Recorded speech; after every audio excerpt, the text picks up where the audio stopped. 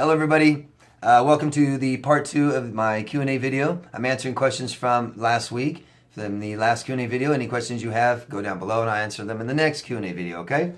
So this is part 2. Meg F. from Florida. My hopes and wishes are with you, Meg. I hope that you are okay. My ex-narcissist had me leave my job, leave my friends, leave my family, leave my belongings, to go to where he is and be engaged for, I believe you said 4 months. And then a month after the relationship, he is with someone new and engaged in a month. In a month after you guys are broken up, he's with someone else and he's engaged to them. And how in the hell is everyone in his family and everybody else happy for him? Isn't it fucking crazy? Well, his family's probably crazy. I don't know about his family, but isn't it amazing? And first of all, is this girl new? No, he's probably had her lined up before you guys broke up. That's usually what they do. How is everyone happy for him? Isn't it just nuts how people will think that true love exists because someone gets married in a month after meeting them? Insane, I know, right? I'm not one of them that are happy for them. I don't do that. Chris Saint from Europe. Should people label themselves after being discarded by a narcissist other than a survivor of narcissistic abuse or narcissistic abuse syndrome? Empath is good for contrast. I talk about this in my last video, and I said that, you know, I don't know why we call each other empaths, because we all have empathy besides fucking them, besides a small percentage of narcissists. We all have empathy, so why call us empaths? And I understand that because we probably have more than others. But, I don't know. No, but I mean, that's fine. You can call each other whatever you want. I would just like to come up with something better than that. I think there is something better than that out there. Maybe I should come up with it instead of saying it, you know. But, I mean, empath works. But, I don't know. It just makes me feel like, when we say empath, it makes me feel like we're so much more special and sensitive than everyone else. And it's kind of like, it's more than just empathy. It's kind of just, you know, not putting ourselves first. It's kind of putting other people first. That's kind of the problem. So I don't think empath really defines it well enough by name. I don't think that's a well enough label. That's all I'm saying. But it works. We have empathy, they don't, so we're empaths and they're not. Bex from New Zealand. Still love your videos. You're the one I found when I was hurt, lost, and confused. Thank you. I'm glad I was there for you. Thank you very much. 18 months later, why do I still attract these pieces of shit? Well, that's the question, isn't it? When we're all done and we think we're healed from these people, and then we think we feel better, and parts of our lives are better, and we've gotten some of our lives back. You know, maybe we got our children back, or a good job again, and maybe we got some belongings that we lost, or a house, or a home, or a car. You know, and we think that everything's good, and then we do it again, don't we?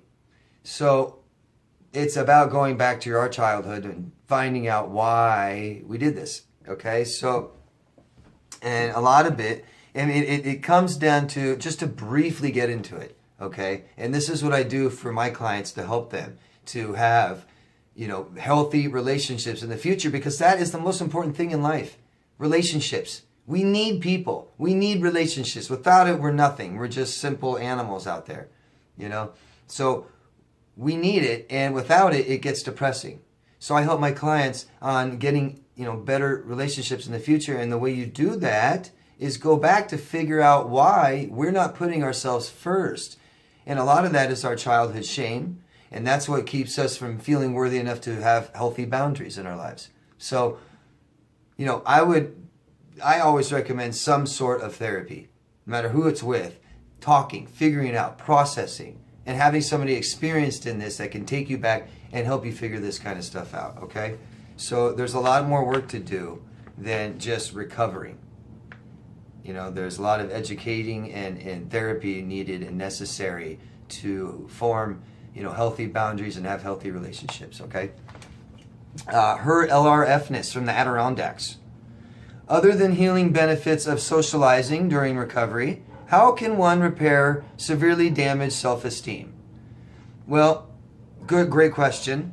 And I always talk about the best way you can deal with your self-esteem is get out there and be social. A lot of this after a traumatic relationship keeps us from being social, and that it kills our self-esteem. So what can we do? So basically it comes down to do. Like you said, what can we do? It's about doing. It's not about thinking. It's not about just wondering and wanting and talking and asking. It's about doing. And a lot of the things we need to do is to appreciate ourselves.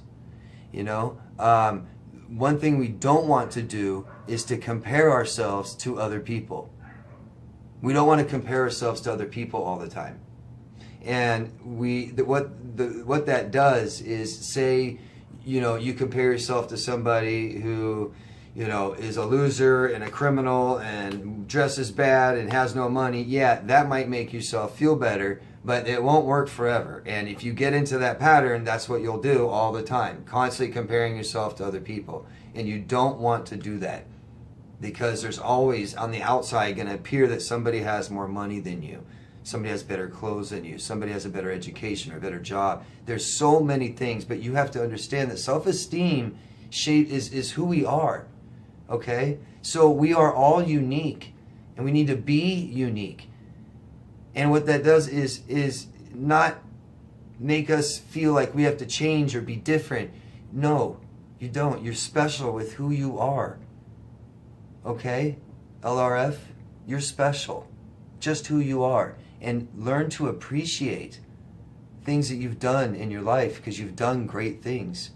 Appreciate these things. Congratulate yourself. Reward yourself. These are all important things you need to do. And during this recovery process, you really have to do it. You really have to do it. Constantly ask yourself how you feel, so that in a week from now, you will recognize and realize that you feel better than you did last week. And congratulate yourself and say, good job, because you did that. Okay? Here's something you can, there's tons of things you can do, and I will talk about this more. Maybe I'll make a video about this. But here's one thing that you can do right now, is when someone tells you that you're pretty, and someone tells you you're nice, and someone says, good job at what you did, you say thank you, and you leave it at that. You just say thank you, and you take that.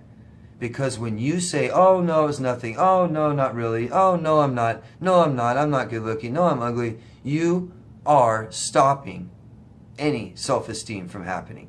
Any kind of growth, you are completely stopping it.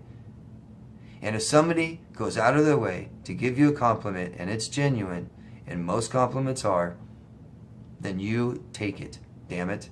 You take it. Okay? You deserve it. That's who you are.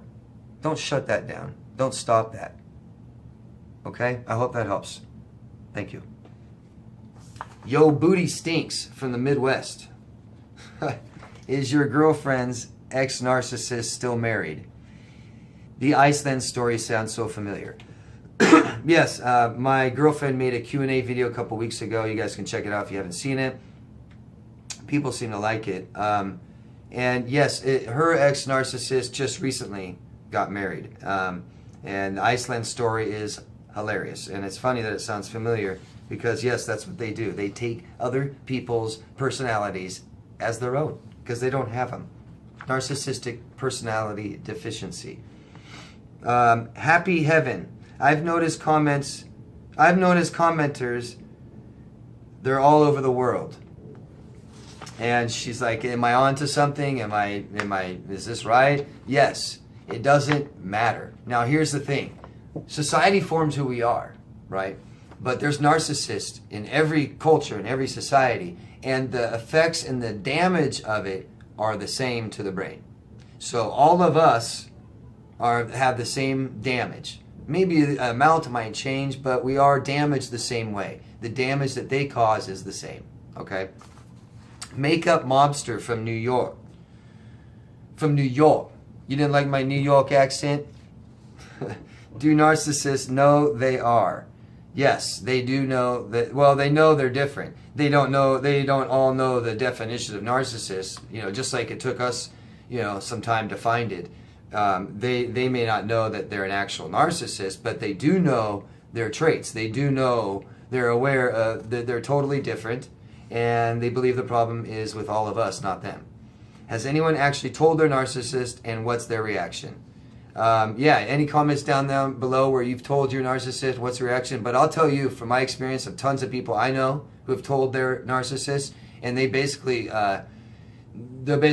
know, you're either going to get denial, no, I'm not, you are, or, yeah, they accept it, I am, or, no, I'm a sociopath, not a narcissist. Those are the normal reactions. Nikki Smith from Colorado. Why don't authorities know more about personality disorders? Well, I bet you'd be surprised how many police officers are aware of this. And I've heard lots of stories where the female calls the police and she actually hit him, and then the cops get here and she starts acting crazy and the police know right away. They've seen this a million times, you know. But all of this awareness is new, okay? All of this awareness is new. What's been going on is not new. Just being aware of it is new. Why does my ex-narcissist drive by my house even with the restraining order? And that's what I talked about earlier. They have attachment problems, okay? It's not flattering, and it shouldn't be. It shouldn't be flattering you, because it's not about how, you know, how much they love you or anything. They can't love still. This is an internal thing that they are doing to themselves, and they want, you know, to think that they're okay, that it's you that's fucked up. If they can get you back and fuck you over and get that last word, then that's okay. That's validation. They want validation. That's what they're seeking. Don't give it to them. Fuck them. Valeska from the Netherlands. Colleague told me he wants to be best friends. Or I'm sorry, I don't know if it was he or she. Told me they want to be best friends. Kept touching me different weird places. And then finally, after I said, don't touch me, they grabbed my face. What is she? Well, definitely disordered, okay? That's just not fucking right. The clear going across people's boundaries, not respecting them at all, you know, violating people, that's wrong. And I would imagine that they're a sociopath. That's anti-social, big time. Sean Blight. Do narcissists suffer from OCD and eating disorders? Yes, quite common. Obsessive compulsive disorder. And that is different than obsessive disorder, personality disorder. But obsessive compulsive disorder and eating disorders, yeah, it's quite common for them to be that way because they are not happy. You know, they've endured tons of abuse usually in their childhood, and they have shame, they have low self-esteem, they are depressed, and the absolute evidence of people that have shame are addictions. Eating disorders are like addictions, and eating disorders are directly from shame. These people are shame-based. So, absolutely common. Kim Gray from Alabama. Why do they like long-term relationships? Why not? Why not have somebody there to pay for your shit for the rest of their life? Why not have somebody wait for you and be there and give you attention every day while you go out and cheat on them and lie to them and do whatever the fuck you want? That's the deal, right? That's the goal. If they could, they'd like 10 of us to live all together at home and pamper them and give them attention and wait for them. If they could have 15, they would have 15. It's just we are wise to this shit and we don't put up with it. What is a good source of supply? A good source of supply is someone that raises their status, somehow makes them look better to society, and someone that just gives them a constant fucking supply of attention. Supply is attention. I don't use words like supply or energy too much. I use attention because that's what it is. They want attention. They want validation. They want attention. They want to fuck your life up and control it and see how strong they are and powerful they are. They want to hurt you like they've been hurt. And they want you to put up with it. But they don't want you to just lay there like a dead rug. They want you to react. They want a reaction. When they see that reaction, that gives them satisfaction. That should be a song. Can they be overt and covert at the same time? I've made a video about this. This can be a very long discussion, and basically covert and overt are just ways to kind of try and define a narcissist and separate them a little bit, to distinguish them a little. So yes, if you sit there, I mean, people are going to go down below and say, no, mine was both. Mine was overt and a covert. Okay, yes. The thing is, you got to understand is that you have an overt narcissist that's overtly abusive, overtly loud and obnoxious and cuts and lines and all that. The covert is the same person, but they just keep it under wraps. You know, they act like the nice person, gain your trust first, and then they're overtly abusive to you. So it's going to appear that they're both. Happy Heaven. Why do they hurt and not just go away if they don't like us? Wouldn't that be nice? So you're asking, if they don't like us, like they tell us, why don't they just leave us alone? Well, no, they got to hurt, okay? And hurt people. If they've been raped, they're going to rape people. If they've been hit, they're going to hit people. If their brains have been fucked with by their mom and their father, they're going to do it to their children. That's just the nature of the game. That's just the way they are. That's what they're going to do. Yeah, that'd be nice. Why can't they just hurt each other, right? Jeannette Jordan from California. How does he deserve to be happy with someone else? Well, he doesn't deserve to be happy with someone else, does he? So we know that. So it pisses you off. And Jeanette, best thing to do is stop looking, stop listening, tell your children to stop telling you. Okay? He's not happy. He's thrilled and excited. Okay? He's not happy. He's excited, momentary excitement about the supply, the attention that he just found, that he just locked in. That's what excites him. Now he's happy. It cannot last. It cannot last. What he believes he expects, the attention he believes he expects, which would be way, way, way up here, you can never give it to him. Never. It's getting up there, so he's excited. Or he may think it's enough. It may be enough right now, but it won't be. Okay? I promise you. Jeanette, I promise. This is still quick and sudden. Hasn't been very long, Jeanette. Sean John. Would love to know where you're from, Sean John. My narcissist told me yesterday I deserve to be miserable for the rest of my life. She hopes I die and that I'll not stand before God, that I'll go straight to hell where I deserve to be. Then she kissed me and said she loves me this morning. Yes, that's what they do, Sean. And why are you with her? You know, you don't deserve this. Nobody deserves this shit, okay? Nobody. And this isn't your fault. This is her fault. She's fucked up. People did this to her when she was a kid. Now she wants to do it to someone else. And you are now being a willing participant. You are letting her do this because you know all this shit now. Get the fuck out of there. Get out of there, Sean. You don't deserve it. Leave. Please. That door is always open. Don't forget that. And she will never, ever change. And the only real her is the one that wants you dead. She said it. She wants you dead and in hell. That is her. The one that told you she loves you and kisses you in the morning, that's not her. She doesn't just go like this. She's like this, but she's saying this, and then she's saying this. But she's still always this.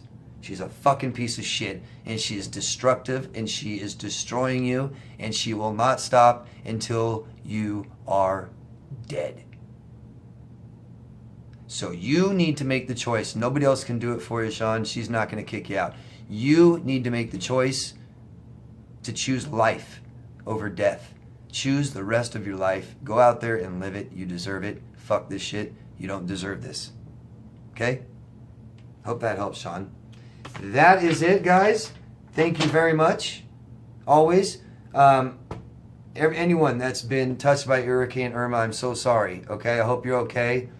Please leave comments down there and let us know that you're okay if you want. All right? We'd appreciate it. And the whole world is watching. Thank you. You guys take care of yourselves. Love yourselves first. Bye-bye.